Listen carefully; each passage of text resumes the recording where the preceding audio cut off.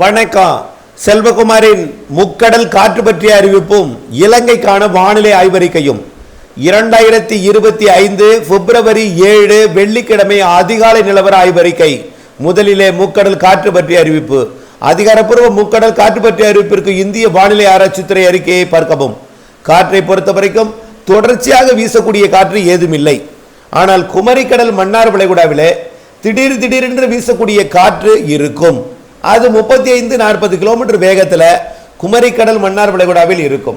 இந்த காற்று 8ஆம் தேதி நாளையிலிருந்து கண்டிப்பாக அவ்வப்பொழுது இருக்கும். ஆனால் தொடர்ந்து வீசக்கூடிய காற்று அல்ல, அவ்வப்பொழுது வீசக்கூடிய அச்சுறுத்தும் காற்று. நாளை 8ஆம் தேதியிலிருந்து இந்த மாதம் 20ஆம் தேதி வரைக்கும் கூட கிழக்கு திசையில் இருந்து காற்று தமிழ்நாட்டின், அதாவது உயரழுத்த காற்று எனலாம், அது குடைபோல் இறங்கும் உயரழுத்த குளிர்காற்று அதிகாலையில் கடலோரம் நுழையும். ஆனால் கடலோரத்தில் உள்ளே நுழைந்து விடாது, கடற்கரையோரமாக தெற்கு நோக்கி பயணிக்கும். வெயில் வந்ததும் வெப்பம் உயர்ந்ததும் மதிய வேளையில் கடலோர மாவட்டங்கள் வழியாக உள்ளே நுழையும் அந்த கிழக்கு காற்று மாலை நேரத்தில் மேற்கு தொடர்ச்சி மலை மாவட்டங்களில் கிழக்கு திசையில் இருந்து சற்று வலுவான காற்றாக இருக்கும்.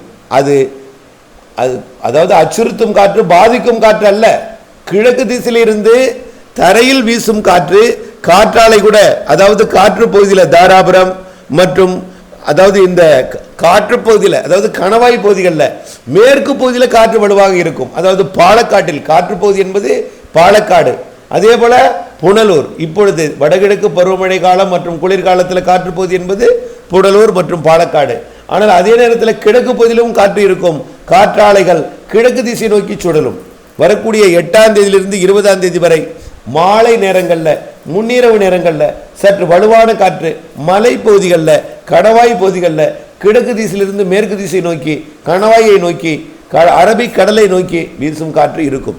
இதை தெரிவிப்பதற்கான காரணம், தரையிலேயே காற்று இருக்கும் என்பதனால கடலுக்குள் திடீரென்று அச்சுறுத்தும் காற்று மன்னார் வளைகுடா குமரி கடற்பகுதிகளில் இருக்கும்.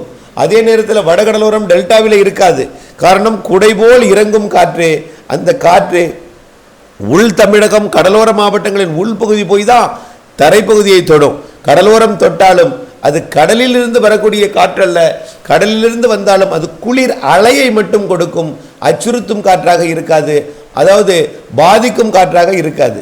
ஆனால் தமிழ்நாட்டின் தரைப்பகுதிகளில் இந்த உயரழுத்தத்திலிருந்து இறங்கக்கூடிய காற்று வெயிலால் வெப்பத்தால் லேசாக்கி மேலெழுந்து அது மேற்கு தொடர்ச்சி மலை மாவட்டங்களில் மேகமூட்டத்தை கூட ஏற்படுத்தலாம். ஆகவே இதை தெரிவிப்பதற்கு காரணம், கடல் தொழில் செய்பவர்கள் கடலிலேயே, அதாவது தரையிலேயே காற்று இருக்கும் என்பதனால கடலிலே, குறிப்பாக மன்னார் வளைகுடா குமரி கடற்பகுதிகளில், அதாவது வடகடலோரம் காற்றுக்கு அச்சுறுத்தல் இல்லை.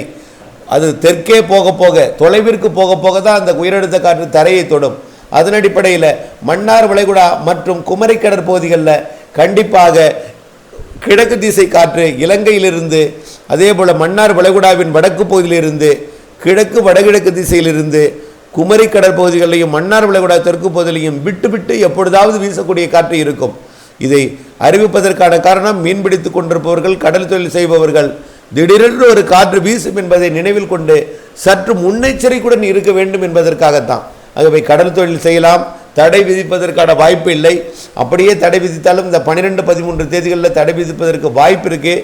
ஆனால் அது சவால் நிறைந்த காற்றாகவே இருக்குமே தவிர 24 மணி நேரமும் வீசக்கூடிய காற்று அல்ல. இடையிடையே அவ்வப்பொழுது விட்டு வீசும் காற்று என்பதை புரிந்து கொள்ள வேண்டும். அடுத்தபடியாக இலங்கைக்கான வானிலை ஆய்வறிக்கை. இலங்கையை பொறுத்தவரைக்கும் மழை வாய்ப்பு இல்லை. இலங்கையை பொறுத்தவரைக்கும் மழை வாய்ப்பு இல்லை என்று சொன்னதும் இலங்கையில் பெரும்பாலான பகுதிகளுக்கு ஒரு நிம்மதி பெருமூச்சு விட்டிருப்பீர்கள். காரணம் என்னென்னா, ஏற்கனவே வெள்ளத்தால் பாதிக்கப்பட்டிருந்தீர்கள்.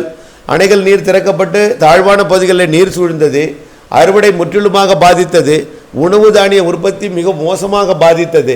இந்த நிலையில் சொந்தத்திற்காக, உணவிற்காக சொந்த சாகுபடி செய்தவர்கள் கூட உணவு பற்றாக்குறை ஏற்படும் அளவிற்கு மழை பாதிப்பை கொடுத்தது.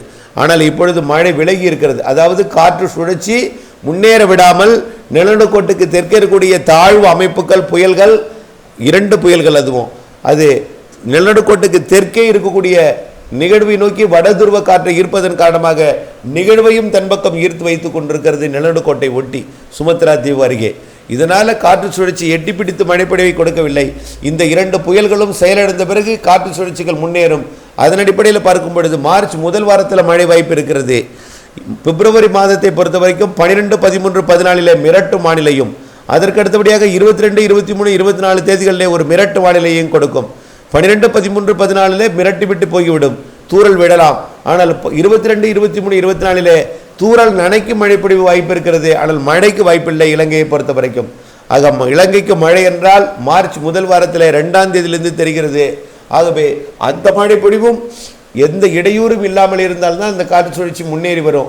கண்டிப்பாக மார்ச் 21க்கு பிறகு நிலநடுக்கோட்டு இந்திய பெருங்கடலுக்கு நிலநடுக்கோட்டிற்கு சூரியன் குத்துக்கதிர் மார்ச் 21க்கு வந்து அதற்கு வடக்கே படிப்படியாக 22, 23, மார்ச் 24 படிப்படியாக தமிழ்நாடு, இலங்கை மற்றும் இந்தியாவோட வடக்கு பகுதியை நோக்கி பயணித்து ஜூன் 21ஆம் தேதி கடக ரேகையை அடையும் பொழுது கண்டிப்பாக படிப்படியாக மார்ச் 21க்கு பிறகு மழைக்கு சாதகமாகும்.